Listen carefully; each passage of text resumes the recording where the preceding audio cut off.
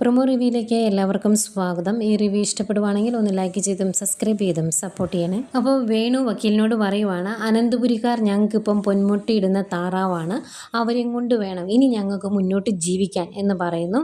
അതുപോലെ അനിയെ കാണിക്കുന്നുണ്ട്. അനി നന്ദുവിനോട് പറയുവാണ്, ഇന്നലെ രാത്രി കിടന്നിട്ട് ഉറക്കമൊന്നും വന്നില്ല, പിന്നെ നിന്നെക്കുറിച്ച് ഓർത്ത് കിടന്നു, ആ ഓർമ്മയിൽ നമ്മൾ വിവാഹം കഴിക്കുന്നതും ഒരുമിച്ച് ജീവിക്കുന്നതും ഒക്കെ ഉണ്ടായിരുന്നു എന്ന് നന്ദുവിനോട് ഭയങ്കര സന്തോഷത്തോടെയാണ് അനി പറയുന്നത്.